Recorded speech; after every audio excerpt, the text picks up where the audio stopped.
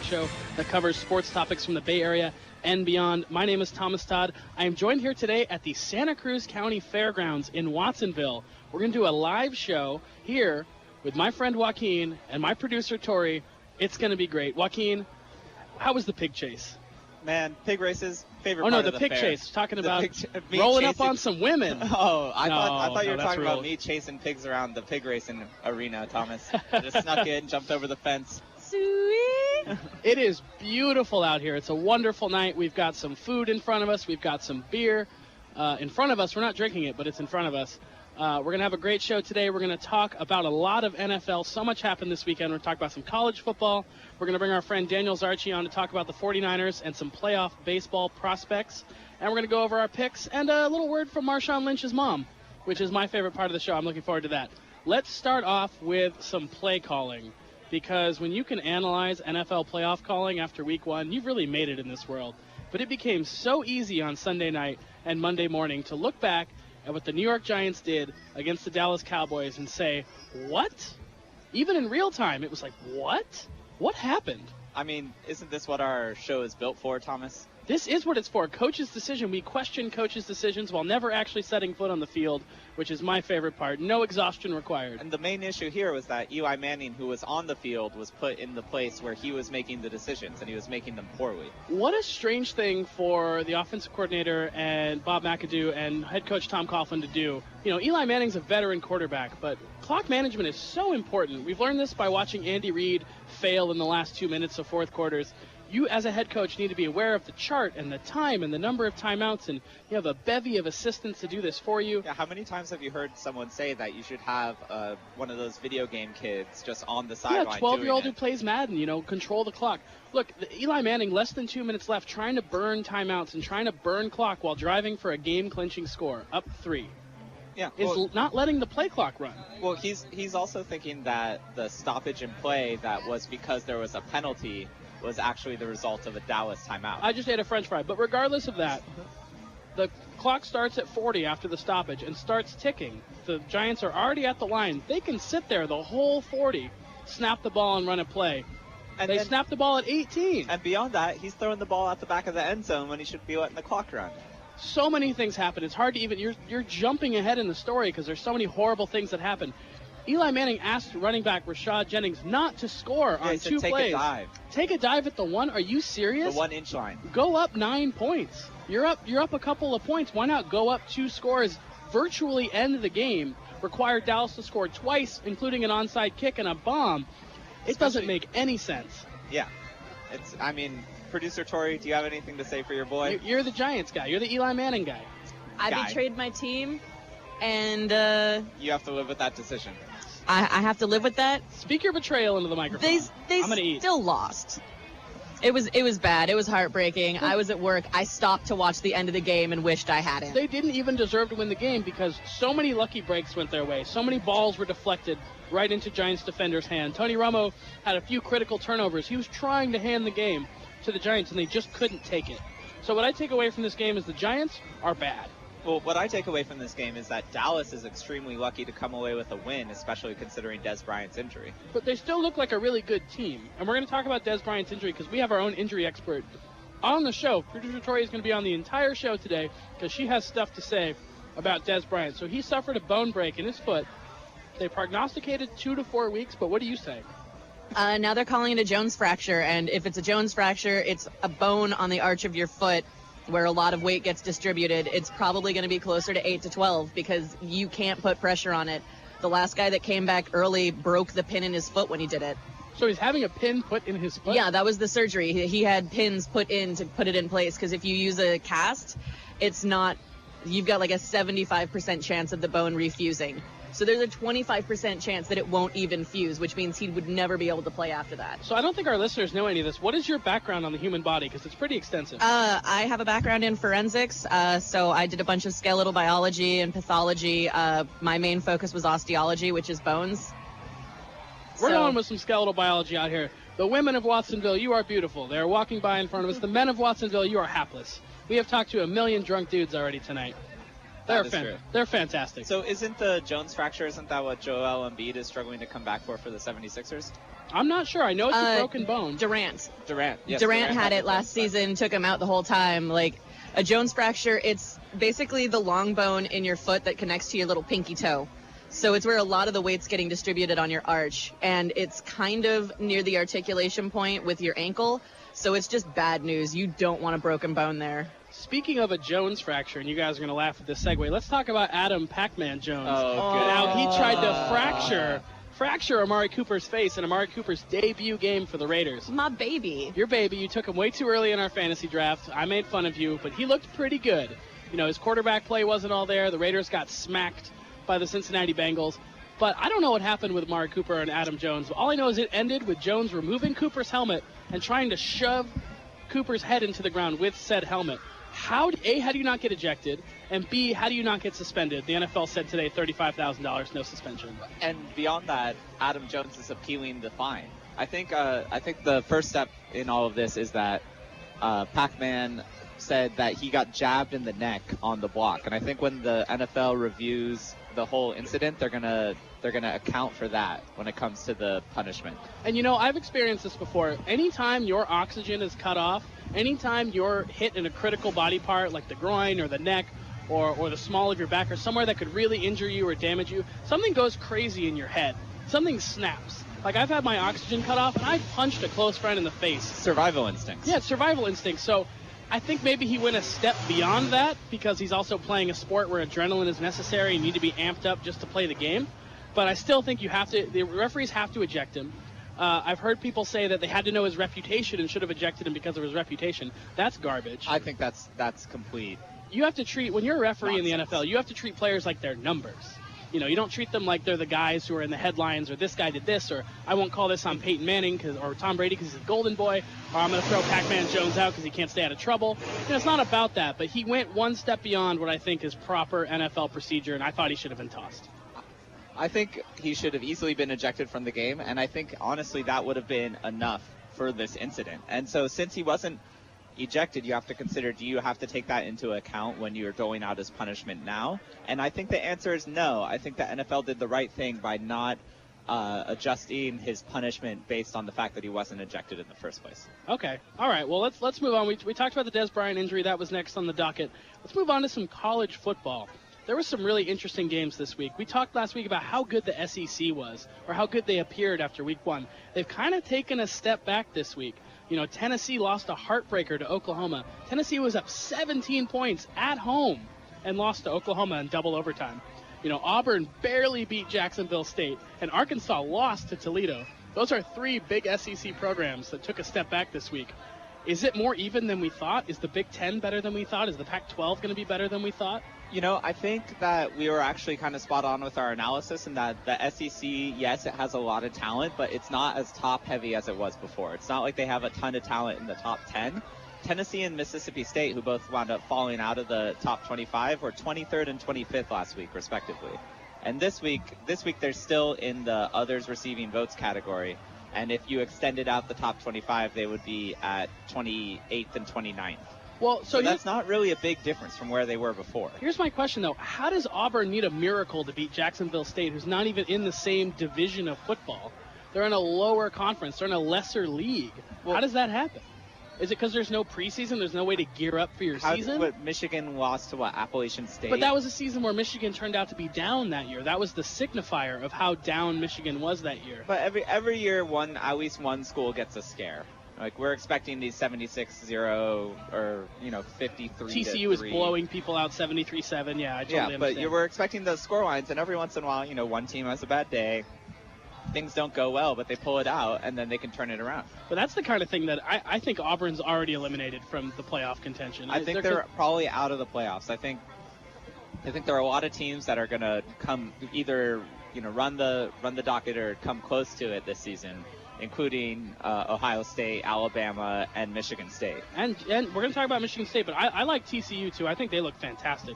They were a hair's breadth away from being in that 4-team tournament last year, and a lot of people thought either them or Baylor might have snuck in instead of Ohio State, and it would have been a better choice. Michigan State beats Oregon in Michigan Oregon is probably going to drop out of the top, or probably is already out of the top 10. They're sitting at number 12. Sitting at number 12. Michigan State looked fantastic in that game. They let up an early touchdown to Oregon. Mike D'Antonio said that team was real good. His quote was, "I watch those Fast and Furious movies sometimes, and that's what that reminded me of. Up and down, the way Oregon plays." I like that quote because it means Mark D'Antonio sits around and watches Fast and Furious movies. Watches Brian O'Connor. Quote, sometimes when he feels like it. Do you think he's only looking for football analogies? That's why he watches all those movies? Or do you think he sits in the theater and watches Fast 7 5 times? What's in longer, the first weekend it comes out? 100 yards or a quarter mile? He lives this life 100 yards at a time.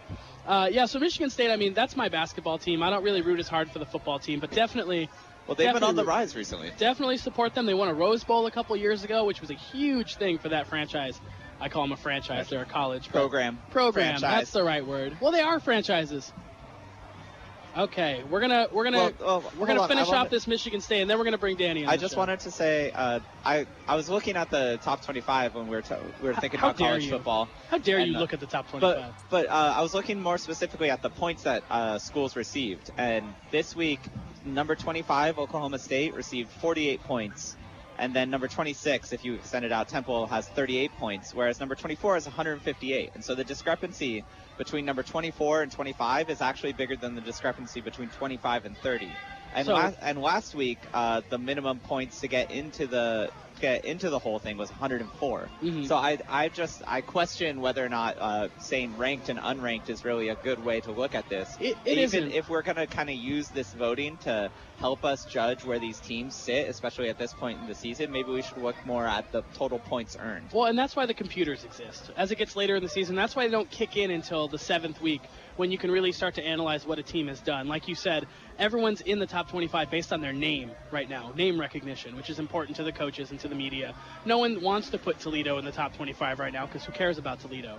But, even a team like Boise State, back in the day before they were relevant, really had to fight and claw their way just to get their name out there to get enough votes to get a high ranking. Whereas this year they're 20th last week, and now they're not even in the top 30. Nick Saban and Alabama just have to roll out of bed and they're in the top 10. Yes. As long as they have large dudes in crimson jerseys and fans yelling "Roll Tide," they're going to be in the top 10 until they lose. So I can understand what you're saying about that discrepancy, and I think it is all about the name value. Yeah, and I think that's a good way to think of it. So when we're talking about the SEC having teams fall out of the top 25, maybe we should look at where do they sit? Where are the groupings?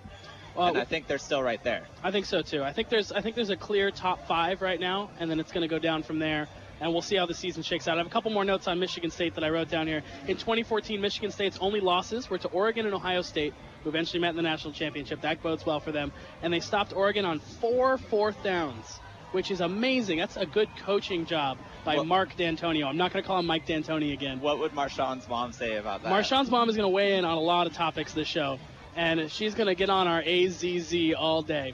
Let's go to our first sponsorship break. It is Ken Keegan, local artist and fantastic man. Ken Keegan, his art can be found on artwanted.com by searching his name, Ken Keegan, KenKeegan. We love you, Ken. He's rooting for the Mets. We're rooting for the Mets. The Mets are going to make the playoffs. It's going to be amazing. Ken has a bunch of nice paintings. I have a couple at my house. My favorite, Quiet Moon, a very serene painting. Love it. Go to artwanted.com. Search Ken Keegan, last name Keegan on artwanted.com.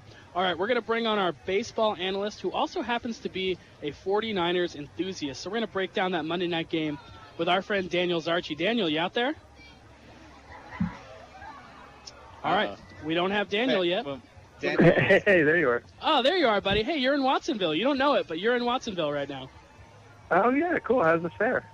It's pretty good, man. You would like it. I know how much we like to drink beer and eat horrible food together, so we'd be having a blast right now. So we're going to talk. I'm going to eat french fries, but we're going to talk Carlos Hyde.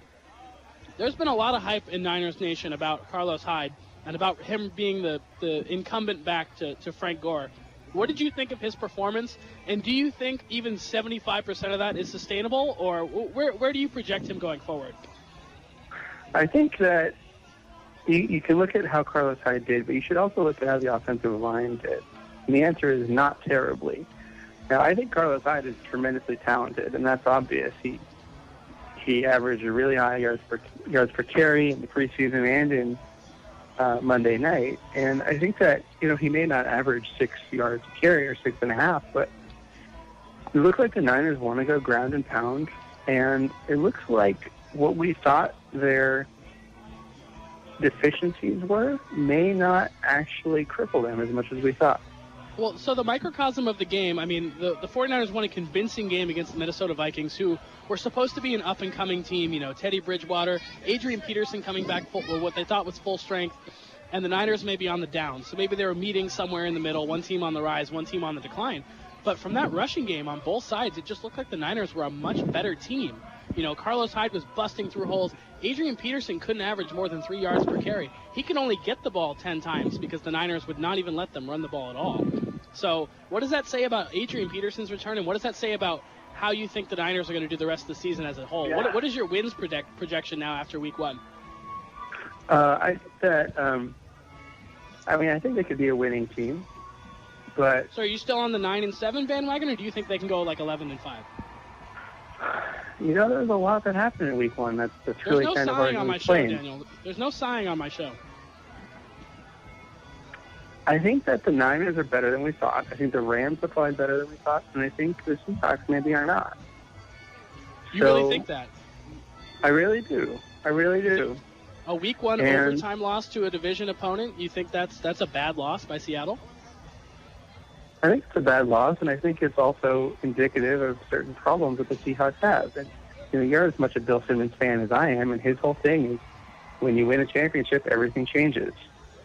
You look at Cam Chancellor, you look at all the guys who took these massive pay raises, who demand massive pay raises, and what was at first a team full of really cheap talent is now a team with really expensive talent at the top and doesn't have the depth it used to.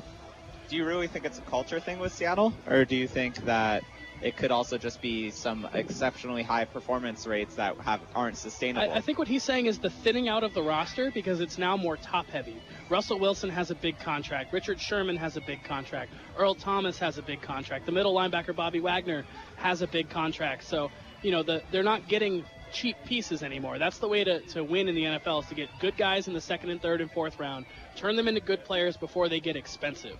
So I think that's what Danny's saying. The rest of the roster isn't as deep as it used to be. And the Niners are kind of having the same problem, but not because of money, just because of everything. Free agency, retirements, Aldon Smith getting in trouble. The rosters are slightly depleted, but for different reasons. Do you agree with me, Daniel?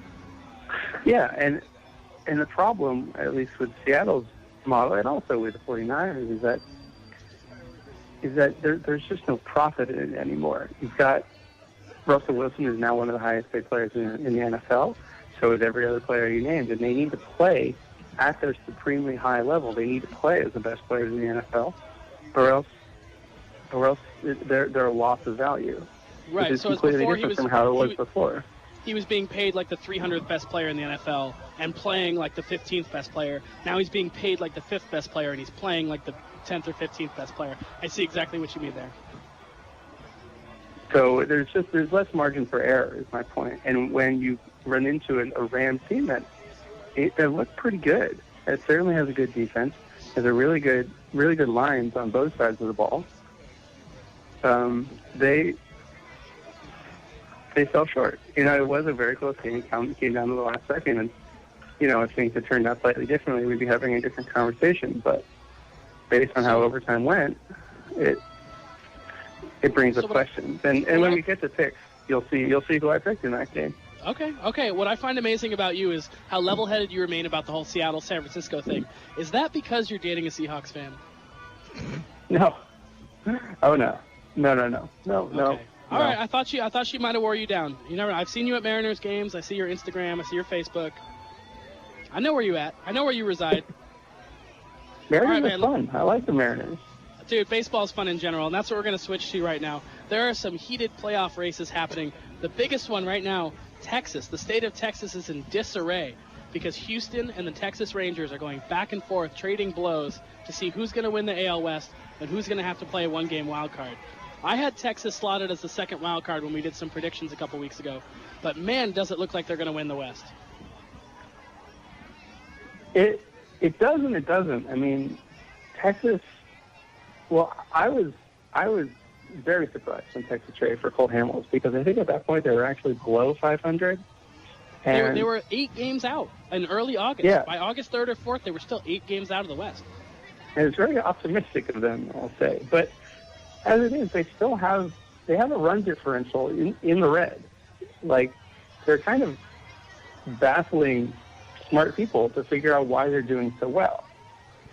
Now, does that mean that it's not going to last? I mean, who knows?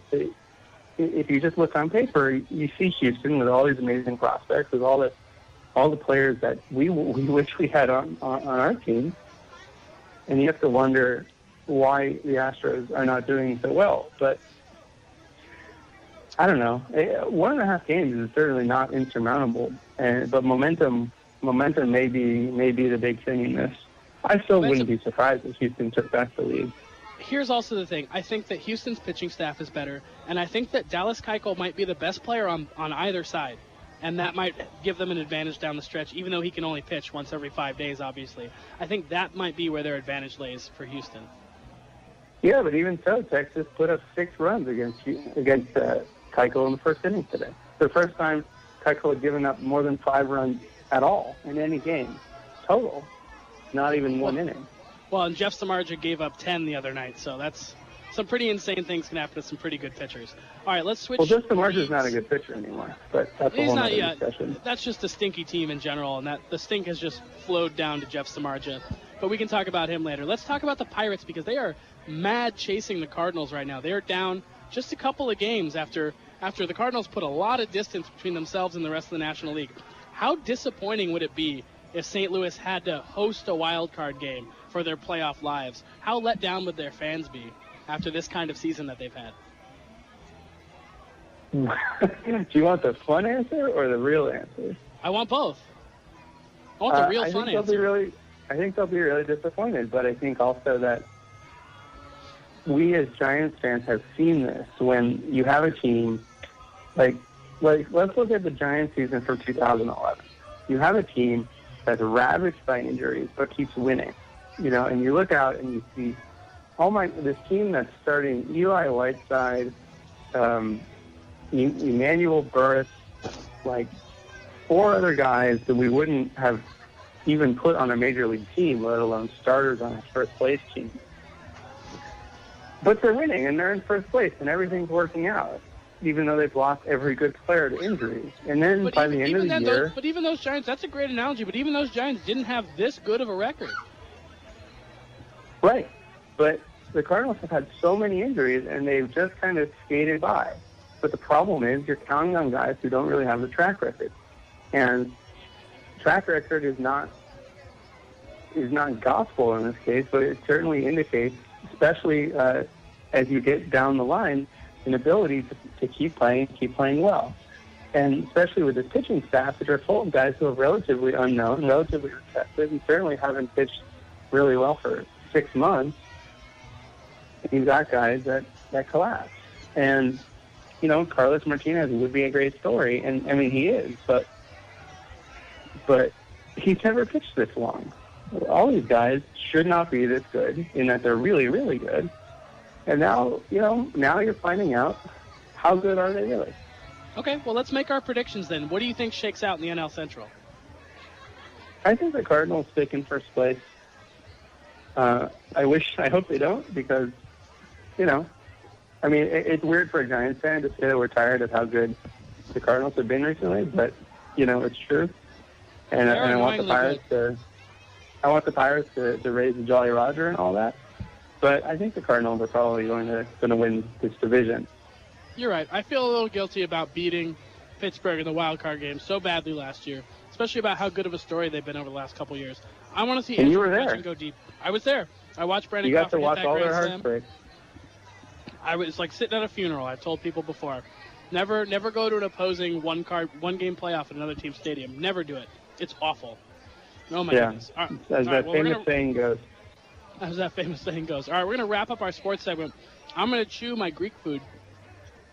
It's so delicious down here at the Watsonville County Fair. We're having the best time. Joaquin is giving me the thumbs up every 2 seconds because he loves watching me eat and talk about sports at the same time. We're going to go to a sponsor break and then go to our NFL picks, so stay on the line, Danny. Will do. All right, 99 Bottles, downtown Santa Cruz, on Walnut between Pacific and Cedar Street, is the premier dining location in downtown Santa Cruz. They have everything you could ever imagine. They have a ton of beers. It's right there in the name. Bottled beers, draft beers, hard-to-find beers, everything you can imagine. They also have a full bar, friendly staff. They've got TVs. You can watch sports upstairs. You can watch sports downstairs. They allow dogs on the patios, a beautiful view, people walking around downtown Santa Cruz. It's a wonderful place. They're friends of ours. We love to eat there. We love to drink there. We love to watch sports there. They'll put on any game you want, soccer, baseball, football coming up every week. Go to 99 Bottles on Walnut between Pacific and Cedar. Tell them you heard about us on Coach's Decision. They won't do anything about it. They'll just be happy with us, and we'll appreciate that. All right, so we're going to bring everybody back because this is the part I love about our show. We're going to do some NFL picks. Is this the part where Tory and I gloat? I've got gloats. Oh, okay. Oh, gloats on gloats. I've got notes on notes, so I'm ready for next week. I'm already gearing up. You guys are living in the past right now. And I got to say, we all pushed on that Patriots thing. We all were in that together. That was kind of boring. We mixed it up a little bit this week. Tory, do you have the results? What was our records? I think I was 2-3-1. Danny was 2-3-1. And Joaquin and I were 4-1-1. 4-1-1. Let's go. Danny, what did we do wrong? I get some credit because I immediately regretted every pick I made that I got wrong. Danny, you immediately regret everything you've ever done. Like, you regretted law school every moment you were in it. Yeah, no, I made the mistake of believing in Sam Bradford and picking against my homer tendencies. That will never happen again. I know, and the Eagles had a chance to win that game. We could have been bailed out on that. Our Cowboys pick was good. Us picking the Giants was an excellent pick. Tony Romo handed us that game. Thank goodness, or we'd be even if the Eagles had won, they probably would have kicked a field goal to win, and we still wouldn't have covered. I'm just saying the way they were moving the ball, it looked like they were going to score a touchdown there. But our Cowboys pick saved us from them being 5-0-1 and us being 1-4-1. That would have been freaking embarrassing. It would have been a little let's see how it ground shakes cover. out this week. All right, let's do it. Our first game is the Thursday night game. Tomorrow night, Broncos +3 against the Chiefs. Tori, let's start with you since you're on top. I'm so torn because Peyton is 13-1 against the Chiefs, but last week's games threw me for a loop. Okay, so you're buying into the last week's performance against the Ravens being bad. Okay. What's your pick? I am tenuously... No tenuous. Going with the Chiefs, even though I may regret it. Chiefs -3. All right, Danny. I'm going with Peyton. Peyton +3. I'm with you, Danny. You know, because the Broncos have a good offense, even with Peyton Manning at 40%, whatever he is, and I think he's more than that. They have a good offense. They have an amazing defense. And if Peyton needs a bounce-back game, it'll come against the Chiefs secondary. Hey, I'm going to go now. Joaquin, you're going to go last because I hate you. I'm taking the Broncos +3. I think Peyton is much better than he showed last week. They played against one of the premier teams in the AFC. The Ravens are going to be so good this year. No one could move the ball on each other last week. The Broncos' defense is much better than you think it is. It's going to be one of the top 10 defenses. Pair that with Peyton Manning, and that's a playoff team right there. So I'm going to take them on the road +3. Peyton plays well in primetime. Joaquin. I'm taking the Chiefs at home. I don't like Peyton on a short week. I don't like the old man with the bad neck playing on a short week. Now he doesn't even have to practice, though. Especially after a bad performance. Am I the old man on the short week? Is that what you're pointing at now? Because you're older than me. No. All right. No, I'm well, just you saying do Peyton. have a soft spot for Peyton. I love Peyton Manning, but he plays really well in primetime. I didn't dig up the numbers, but him at night is just a fantastic matchup. And getting points. I'm loving this pick, Danny, for you and I. And during the regular season, don't forget. Oh, yeah, and not during the playoffs. We won't go there. All right, our next game is the Sunday night game. Seahawks are getting 4 points against the Packers. Let's start with Joaquin this time. I'm gonna get back on the same train I was riding last week, and that is picking against the Seahawks this year. I'm taking the Packers. I like how they're playing. I don't believe in the Seahawks secondary this season, and I believe in Aaron Rodgers, so I'm taking the Packers. Okay, Danny. I'm taking the Pack -4. I think Aaron Rodgers is slightly better than Nick Foles, and even Nick Foles could pick apart that Cam Chancellor-less defense. Interesting. All right, Tori. Aaron Rodgers just doesn't lose at home. That's it? That's it. All right, so you guys are all taking back. But does he win by less than 4? That's what gambling's all about, Danny. Give me the Seahawks. I will take the points. These games are always close. I looked up since Russell Wilson became the quarterback of the Seattle Seahawks. Here's how they've played against Green Bay. They won 14-12 in 2012. That's the Golden Tate game. They won 36-16 in 2014 in the regular season. And in the 2014 playoffs, as we all know, they beat them 28-26 in a real tight game. Those teams are very similar. The Packers didn't get better from last year. The Seahawks got a little bit worse, but the Packers lost Jordy Nelson, so I'm calling that a wash. Woo! Give me Seattle +4. We can hear the engines revving in the background. This is a county fair if I've ever heard one. All right, our last game where we all have to make a pick is the Monday night game. Peyton Manning's former team, the Colts, taking on Peyton Manning's former stomping grounds, stomped all over the Jets in his career. The Colts are -7. Danny, you start. This one was my hard one because Don't say the that. Jets are That's better. too easy. This was difficult for me, Thomas. I think the Jets are better than we think, but I don't think Andrew Luck is going to have 2 bad games in a row. And it was home field advantage that really fun. So I'm saying Colts -7. All right, Joaquin. That's the last of my food, I promise. Joaquin. All right, I'm going with the Jets here. I think that Indy's struggles are for real, and I think that Jets defense is also for real. And I wouldn't take Indy. I don't know. I think maybe I would take Indy if they were only favored by 3.5 or 4, but I'm not taking Indy by 7. Okay. All right. So we're gonna get Victoria back on. Is your mic back on? It is All now. right, go ahead, baby doll. Baby dolls? Baby doll. Jeez. I had a beer. The county fair is really getting into Thomas. I'm taking Indiana. I think the Jets had an easy game against the Colts last week, or had an easy game, and the Colts learned a lesson last week. Okay, I am also taking the Colts. Luck has had worse teams than this. You know, this is probably the best team Andrew Luck has ever had.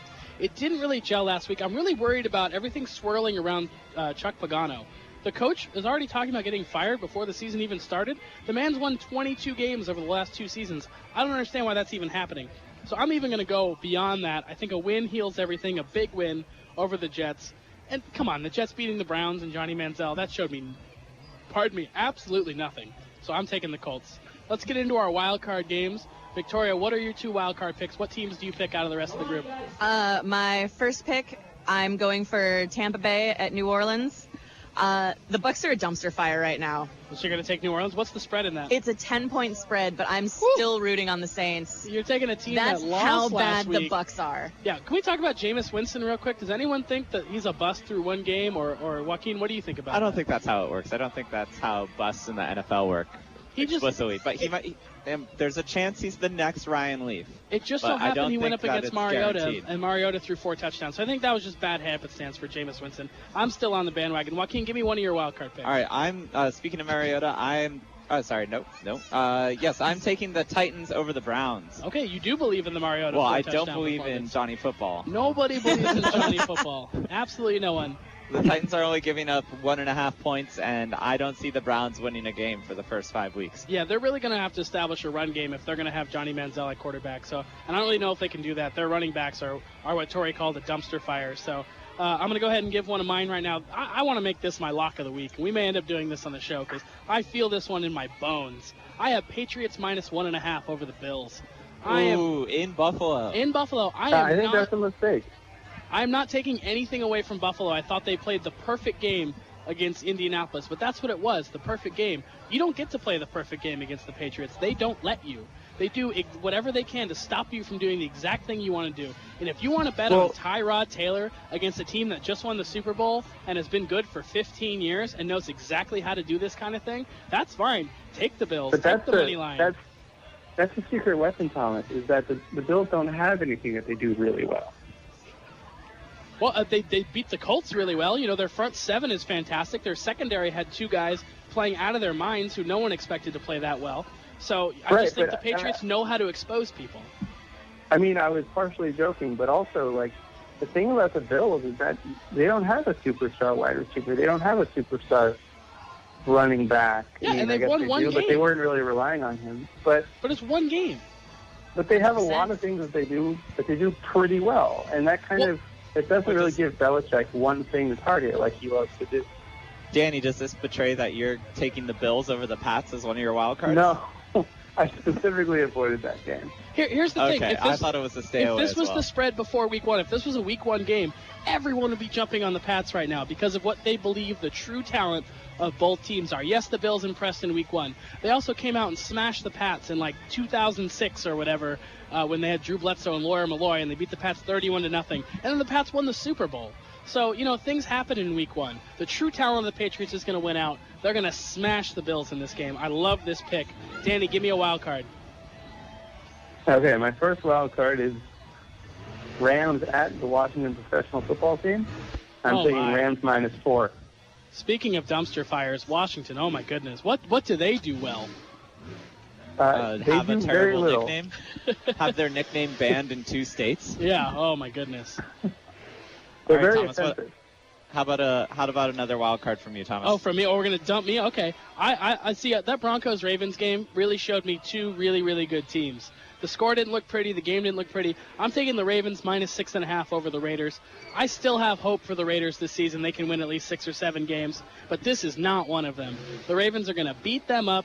Joe Flacco's going to tear them apart. I don't know who he's going to throw the ball to. No idea besides Steve Smith Jr., Steve Smith Sr. Maybe they'll sign Steve Smith Jr. Who knows? I got the Ravens -6.5, and I'm not too worried about it at all. Tori? Be ready, girl. Be ready. I'm trying to avoid the noise of the engines. I I'm know. trying to be kind here. I know, you're great. I actually can't hear Danny, so I vaguely heard him talking about Rams and Washington. You got that game as well? All right, yeah. That was also one of my picks, and I can't help but take the Rams. Like, Washington's coming apart at the seams, and after Seattle, I'm going with it. Yeah, I think the Rams and the Bills right now are the 2 most overrated teams. They're based on week 1 performances that aren't sustainable.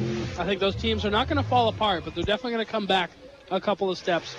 I still like the pick because Washington's terrible. All right, so my second wild card is I'm taking the Panthers over the Texans. I think the Texans are awful. I think they're just absolutely terrible. You're picking against J.J. Watt. I'm picking against America's And superhero. Ryan Mallett. Here's the thing, though. And Ryan I Mallett. love J.J. Watt, but you can't have a team with 2 quarterbacks. It's just not going to work. It's not going to work. They No. have one. His name's Ryan Mallett. Until J.J. Watt is the quarterback and the tight end and every player on that team, the Texans are going to be bad. Yeah, the Panthers are only giving up 2 points. I'm taking the Panthers right here. That's a good pick. They didn't have to show much against the Jaguars. They beat them 20-9. Who cares? I like that pick as well. Danny, do you still have another pick? I do, and it's Continue to embarrass yourself. It's actually a pick between 2 decent teams. I'm looking at Cowboys at Eagles, and I'm taking the Cowboys +5.5. That is a really good pick. I do not know why that spread is so high. I didn't touch it because I'm done betting on Chip Kelly. I like that pick because I think the spread is artificially driven up by the Dez Bryant injury. I think that a lot of people are just going to overreact to that, and the spread is larger than it should be. Yeah, all I know is that Sam Bradford did not look good, and Tony Mr. Clutch Romo did look really good. And Dez hurt, but he's got other really good receivers. And I don't even necessarily know if the Cowboys win this game, but the points are too tempting to turn down. That is a lot of points. The Eagles did look great in that second half, and I think if that's closer to who they're going to be as a team, I think they're going to be just fine, and they're going to be really good. But that first half was just sent shivers down my spine thinking of how bad that game went and how quickly it went downhill for them.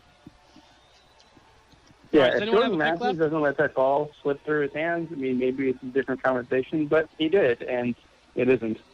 Totally. And if Barkey, Parkey, Sarkey, whatever his name was, Cody Parkey, I think his name is, misses that field goal or makes that field goal. It's Zarchi? Cody Zarchi. You got another brother I don't know about, Danny? Yeah, this one kicks football.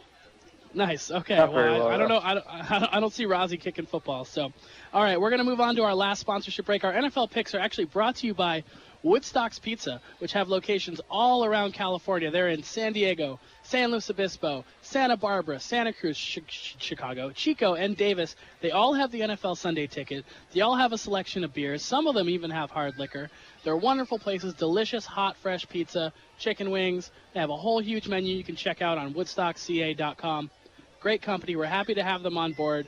Watch the NFL at Woodstock's this season. All 7 locations up and down California. Anywhere you go on your travels, there's always going to be a Woodstock's there as long as you're in a party city and a party mood. All right, we're going to move on. We're going to blow through a few topics before Tory comes on. All right, get out of here, Neil. You had your hour. Hi, pretty lady. How are you doing? You can be on the show. Come on. All right. Neil steals another pretty lady from us. We still have Tory, though. Producer Tory. You'll have your supposed to be here? No, Danny, you're not supposed to be here. We're going to let you go, man. Thanks for coming on and bringing us your picks. We'll check in with you next week. Thanks for having me. And, hey, Jake Peavy just hit a home run, so it's a good night. You know, we'll talk more about those Giants home runs. That's great. All right, man, have a good night. You too. All right, so we're going to blow through some topics real quick. I have some I want to talk about with Joaquin because they're basketball related. Let's go. Mark Cuban wants to run for president, kind of. Yes or no? No. He doesn't want to do it? Or you don't want him to do it? Both. He always likes to make noise, and he always likes to get involved whenever there's some sort of big news cycle going on. Yeah, but you could have said that about Donald Trump last year, and now he's running for president. Oh, he did that last time. Maybe Mark Cuban runs for president actually in, 2020. So his quote was, "It's a fun idea to toss around. If I ran as a Dem, I know I could beat Hillary Clinton, and if it was me versus Trump, I would crush him. No doubt about it." Is that TV personality to TV personality smack talk? Is that billionaire to billionaire smack talk? Or does he actually believe that? I think all three. Okay. I think he believes all three, but I'm not convinced he could actually get the Democratic Party nomination, but I am convinced he would beat Trump one-on-one. But then again, I don't think Trump's going to get the presidential nomination for the Republicans either. We did drive up here behind a truck that had a bumper sticker for Hitlery. That's true. With a very strange-looking swastika, which we do not need to get into because that was pretty upsetting. Maybe that gentleman's at the fair tonight. He's here somewhere, I think, very intoxicated, yelling about Nazism and Democrats. Is that him? I think that's him. Oh, he's getting a Philly cheese, but he's taking it rectally, thankfully. Oh, God, that was such an awful bumper sticker. All right, one more basketball story. Rocket superstar James Harden has been banned from wearing his collection of Air Jordans because of his Adidas contract. Yes. Now, is it because he got caught wearing the Jordans that he can't wear them? Or if he had been more quiet about it, could he have gotten away with it? He was being quiet about it. He just lives in Los Angeles where TMZ is. He was not being quiet about it. He's dating a Kardashian. He walked out of a movie theater with a Kardashian, was photographed, of course. He's going to be photographed almost everywhere he goes in public. But so much less if he wasn't dating the worst Kardashian. That's fair, but I'm just saying he could still wear his Air Jordans around his house. As long as he's just not wearing them in places where he's going to be photographed. Does Air Jordan make a house shoe? I think every Jordan is a house shoe when you have as much money as James Harden. Does he have basketball courts in his house, do you think? Probably one in his backyard. Does he get fouled on the way to the bathroom? Yes. I think his life is that guy on the slippery when wet sign. That is James Harden's life. That's how he lives. That's how he walks around his house. That's how he gets from his car to the movie theater. As it would be here in Watsonville with James Campbell walking by. Hello, James Campbell, our friend who works at Woodstock's Pizza. Hi, James Campbell. We're live on the radio right now. We're talking about James Harden, talking about basketball. You're having a good time. Welcome to Watsonville. All right, we're going to continue on with the show. We're going to let producer Tory flirt with James W. Campbell, one of our good friends from Woodstock's Pizza. What a crazy thing to happen. What you said about slippery when wet, though, I completely agree with that, except here in Watsonville it's called piso mojado. That's what it's called here at the Santa Cruz County Fair. Right, before you try to move us away from basketball right away, I also want to bring up that Steve Nash got hired by the Warriors as an assistant coach.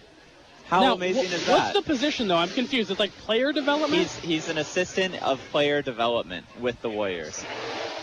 So he's the Festus for the rest of us? I think he's just going to be working with all the wings on their shooting, or people on how to shoot off the dribble. So who are the young guys they're working with really there? Because, Clay's got his thing going now. Steph is clearly one of the best players in the league. Who is the project for Nash? Is it like Kuzmic? Is he still on the team? Draymond? Do you think he has the skill set to work with that kind of player? Potentially, because how the Warriors use Draymond is they put him as the primary ball handler in a lot of 4-on-3 situations after Steph gets trapped hard on the pick and roll. So then you wind up with Draymond with the live dribble at the top of the arc, and that's the exact right situation for Steve Nash to work with someone on. Because Draymond can't shoot the three off the dribble. He can only shoot off a spot up. Almost all his three-point attempts were spot ups, and he still shot slightly below what you want someone to be shooting to have the three be a wise attempt. That's why the Cavs were daring him to shoot it in the finals. Well, and they also that was the worst option the Warriors had, and it was still a really good option. That's why they won the title. That's also true. So. But I think he's a perfect candidate. Anyone who's put in the situation where they are a decision maker and a ball handler, that's the perfect sort of player for Nash to work with. And we know that Klay Thompson's been working a lot on his off-the-dribble game. The Warriors put Draymond Green in a primary ball handler situation a lot. and that Harrison Barnes doesn't really have an off-the-bounce game either. And those are all great candidates for Nash to put time in. How are you one beer deep and still giving this great of analysis on X's and O's? Your analysis was so good I fell asleep, but that might have been because of all the carbohydrates and proteins in my stomach right now. All I'm saying is I love basketball. That's all I'm saying. And I love you, so I love basketball too. Thank you, Thomas. We got one more story, then we're going to bring Tori in to do one more story with us and then do her Tori topics. I lost our story. Oh, Marshawn Lynch's mom. Marshawn Lynch's mom. Now, Facebook is a beautiful thing because it not only allows all of us to see everything that's going on in the world, but it allows athletes and their moms to have an avenue for their anger. And to channel their aggression about play calling. Delisa Lynch. Yes. That's To Catch a Predator, Delisa Lynch. Oakland's finest. Oakland's She's local. She's Loakland. Yeah, she's Oakland. She hecka hearts Oakland. She went on Facebook after the Seahawks lost to the Rams and didn't even complain about anything that happened in that game. Didn't say anything. She's glad they handed the ball off to Marshawn. Finally, they realized the error of their ways from the Super Bowl. She brought up February's Super Bowl, and she was ranting. She claimed that offensive coordinator Darrell Bevell was the worst play caller in football. She explicitly said that he only gave the ball to Marshawn on 4th down in this game to set him up to fail, to try to prove people that he shouldn't have given the ball to Marshawn in the Super Bowl. So that's how you read it? Because I had trouble reading it. There weren't many comments or periods. That's the